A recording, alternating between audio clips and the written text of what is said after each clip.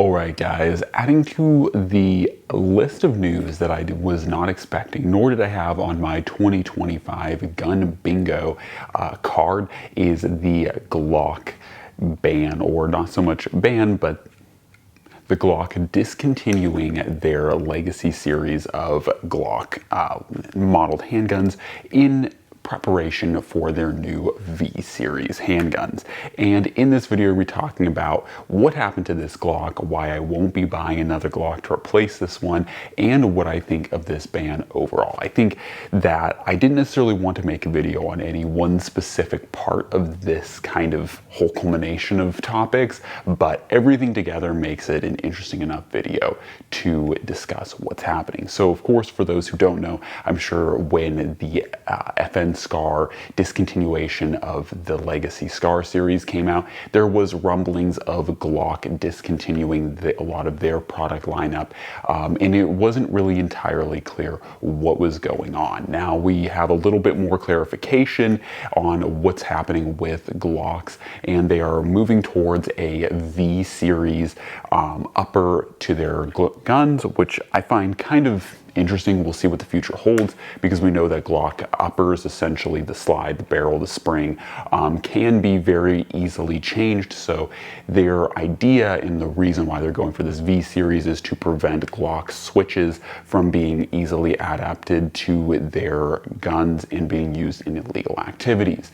Now, I find this honestly not that surprising, because of course Glock is in a number of lawsuits due to how easy their guns are, allegedly, to make them machine guns. Now the reality is there are many firearms out there, not legal advice, don't do this, but there are many of guns out there that can be pretty readily converted to machine guns. However, unfortunately, Glock is under heat for this. Now, the other thing that really frustrates me about these lawsuits and the fact of how American legal structure works is in my opinion, and I think in many other people's opinion, the abject ignorance and arrogance that many companies and many people filing in, even states, localities and stuff, the ignorance that these people have in filing suits against Glock. It is very frustrating in this country as a whole. This just goes for many things, even outside of firearms, that we are willing to blame the abject product for the reality of things like inner city violence and machine guns. Really how law should be working is not blaming the actual object that is used in the crime, but rather the underlying mentality and the person that is actually committing the crime. And it's very unfortunate that the legal system finds it easier to go after the manufacturer of said arms, as opposed to addressing the issues that are actually creating the problems, actually addressing inner city violence in a meaningful manner, and actually looking at the laws that allow violent felons to, be able to post bail with minimal money or no money sometimes at all, for committing violent acts, essentially letting these people go back out on the streets. Really, these things should actually be observed more and more tightly scrutinized than actually blaming the product. This is my opinion, I guess, but I do think that this is actually the most logical route. And if we're actually talking about a true legal system, holding the individual accountable for the action and not blaming the actual tool that was used. Because once again, as I previously mentioned, unless Glock fundamentally changes the lower receiver or, this frame of the handgun, it is very easy to swap out. And this is actually an aftermarket upper, so it is going to be dubious at best whether this is actually going to negate crime. Seeing this V series, we'll see what that means. I'm not really entirely sure what all that will entail, but either way, essentially Glock having to wussify their handguns or alter them in some way to, essentially get out of these lawsuits that are really deferring blame from the actual end user, the people who are actually committing the crime, the people who are actually, taking these guns out there and doing the thing with them, is very unfortunate. And like I said, we've seen this happen in multiple instances with firearm companies such as Bushmaster and Remington being blamed for mass shootings, when really the firearm and the tool is not to blame. It would be like, going after a car manufacturer that was used in a, vehicle accident, or, a multi-person, vehicular manslaughter incident, right? It doesn't make any sense to blame the actual vehicle at hand, because the vehicle was merely the instrument, and they could have used any vehicle at all to commit that crime. It really has to, and like I said, in a proper legal sense, you have to go after the actual person committing the crime, understand what was their rationale, why did they want to commit this crime, and then prosecute them from there. And they should be prosecuted properly, not merely a slap on the wrist for a violent felony, but rather holding them to the full extent of the law.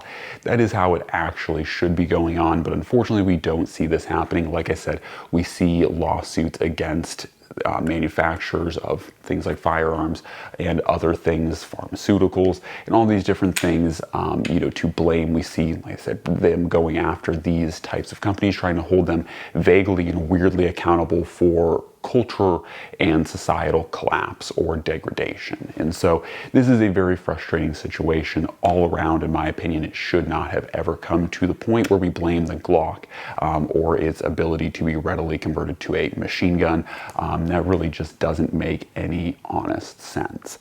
Anyways, that is the situation that we find ourselves in with Glock discontinuing their original legacy line in choice of a V series line. Allegedly, there will be no price shift in these guns. It's just going to be kind of an iterative shift going forward. Now, why I won't be replacing my Glock is partly due to this. I am not a huge fan of gun companies, unfortunately, having to bend their knee to the, once again, it's a lot of these state and local legislators and, once again, state prosecutors and such that are going after these companies. And it is very frustrating, but unfortunately, if this company is going to bend its knee, then I am no longer really interested in the product. In addition to this too, I'm not really particularly interested in Glock. I feel like they are an interesting product, but the more and more I shoot Glocks and the more I've owned them, the more I've just lost interest in them. There are many, many different better offerings. Of course, the much mentioned CZP-10C, especially with an optics cut, is a far superior firearm to a stock Glock 19 or a 17. There are also many different other iterations, so we'll definitely see what ends up happening and what gun I get.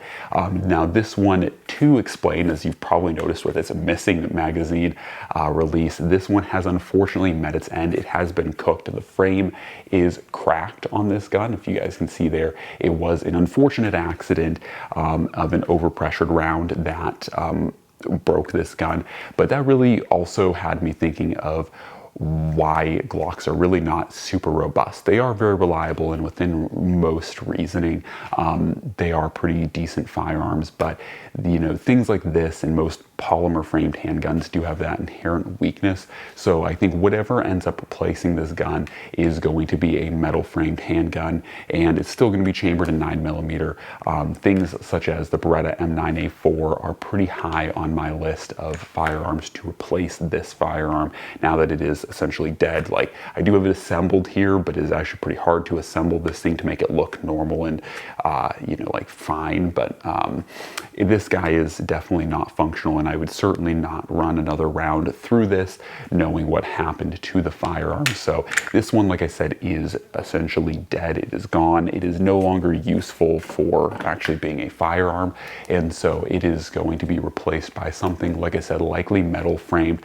I might even go back to a SIG P226, but I'm going to go to something that is just honestly a better firearm overall, and I'm definitely keeping a keen eye out there on something else to replace this firearm, because once again, I think similar to the SCAR discussion that I had previously, if you haven't watched that video, definitely go watch it, that like Glocks are pretty decent firearms, and they have, and probably more than the SCAR, seen more iterative or generational changes, but overall the Glock platform is just one that is sat on its laurels in the base stock Glock platform. There luckily is a lot of aftermarket changes you can do to them, but the gun has really remained pretty unchanged, and there are certainly a lot of other very compelling competitive options out there to go forward with. And so I don't think the Glock really is worth moving forward with, at least not for me. Once again, you know, if the price is right and you find something that you genuinely want or that will serve your applications, then go for it. But I just don't really think going forward that I'm going to choose a Glock, because while they are, you know, decent firearms, there are also a lot of other decent firearms out there. And like I said, I'm kind of moving away from a polymer framed handgun. Not to say that this type of, you know, overpressured round is something that wouldn't cause damage in metal framed handguns. Certainly it could, but I do like to run, especially at a 9mm, a lot of plus P and plus P plus loadings.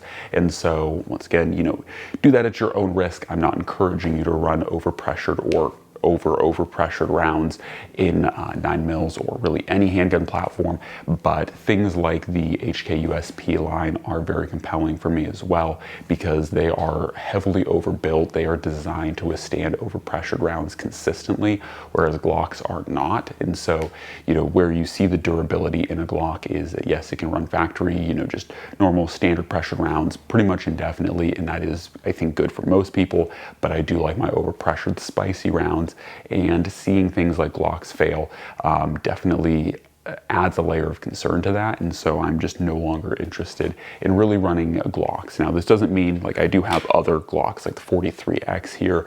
I do have other, you know, Glocks in the lineup, and I'm not going to be, you know, ousting these Glocks. The 43X is perfectly fine for especially what I use it in its intended use case. But going forward, as far as like main kind of, you know, range guns and slash, you know, backwoods carry guns, I will no longer be iterating any form of a Glock in those, especially not like 10mm, especially not 45s, especially not 9mm. They seem like they are consistently inconsistent in their ability to handle overpressured and high velocity rounds. So for me, I'm steering clear of them, and like I said, going in favor of probably more metal frame slash the HK USP series and family of firearms, because the USP is actually a pretty darn overbuilt polymer framed handgun. So that kind of is the exception to the rule, but like I said, HK definitely over engineered that gun to be able to handle consistent doses of overpressured rounds. So for me, that's what I want for moving forward for a handgun. So like I said, you'll likely see something like a Beretta M9A4 or a SIG of some flavor in the like metal frame, like 226 family, will likely be replacing this gun. Something to that effect. We'll entirely see how it shakes out. Like I said, I might even just get, I have a USP 45, I might just get a USP 9 as well. The capacity isn't always the greatest, but once again, the fact that it is built very tough, it definitely lends its hand to being selected. But we'll see what happens, we'll see what shakes out. But I figured, like I said, no one aspect of this video was really worth talking about. Like, you know, the fact that my Glock broke down on me, you know, it is certainly unfortunate, but you know, it's not the end of the world. You just get another one. But like I said, I was sitting here pondering, like, what am I going to replace this gun with? Should I replace it with another Glock 19X? And that was originally my intent, was to get a 19X MOX, but seeing everything that's kind of happened with Glock is just not really an interesting company for me to invest money in anymore. So I am ditching Glocks as a whole. Like I said, not necessarily getting rid of the ones I already have that have useful applications, but I'm not going to be going forward with any further Glock purchases after the fact. So anyways, guys, hopefully you enjoyed this video. Hopefully this has been at least interesting. I don't know if this is the most informative, but this is kind of the information I've gathered. Of course, with the whole Glock V series, you know, handguns, it's a developing situation, so there might be more changes. And like I said, I genuinely think that unless they change in some way the frame of the Glock, which may or may not be easy, I'm not a Glock engineer, so I don't know, but you know, unless they're able to change this frame, I think fundamentally it's going to be very hard for them to actually stop the, you know, switches from being used, because like I said, they don't fundamentally change how a slide can go on and off of this frame, then there's really no stopping someone from taking a normal standard frame, or upper I should say, and then putting a switch on it and putting on the Glock, and then boom, you're right back to square one. So I think that this is probably a fundamental short-sightedness from Glock. But who knows? Like I said, maybe I'm wrong. Maybe they have already figured out a way to re-engineer the frame. I just don't really know how possible that is, because when you do actually look at the frame of a Glock, albeit this one's kind of a little bit messed up, but when you look at it, it's a fairly simple system in here. There's nothing really that crazy, but I don't know. Like I said, maybe they will change that. I also think that any form or functional switch from a standardized frame like this is definitely going to hurt aftermarket slide compatibility.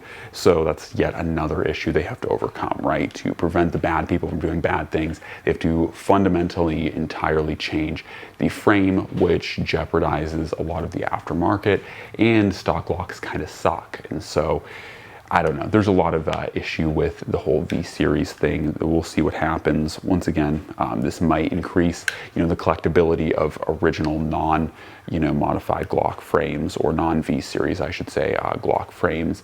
And so maybe this will make a huge difference. I don't really think it will, to be honest, but either way, not a huge fan of Glock right now. And like I said, I don't think I will be going back, because they're not a competitive firearm, and they really are just less and less interesting by the day. And once again, not a huge fan of the whole fundamental shift of how they've gone about doing things. So once again, it's unfortunate, because I know that they're likely compelled by whatever lawmakers to do the things that they have to, but it is very frustrating that lawmakers are unfortunately making this world a endless hellscape to live in, because lawmakers as a whole, whether they are state funded or privately funded, really choose to focus on blaming or shifting accountability to the product itself and not the actual user, which unfortunately, like I said, if you have been familiar with really any form of actual law that was practiced throughout humanity, going back hundreds of years, thousands of years, this has actually never been how law worked. The true core of how law worked was keeping the actual person accountable to the set of laws, instead of going after things such as companies or manufacturers who make the armament that was used in the particular event. You hold the actual individual accountable for their actions. That's really how law is actually supposed to work, not this weird system that we have now that is very bastardized and seeks more profit than anything. Because once again, a lot of lawyers and a lot of these types of individuals that practice law understand that the companies that manufacture the arms have the money, but it's not about they're going after these companies like Glock for money, for payouts in lawsuits, right, for damages done. But unfortunately, they are in turn totally missing the point of what law is actually supposed to be, and that is to hold the people accountable that commit the crime. So anyways, hopefully this has been an interesting video. As always, God bless, and I'm out.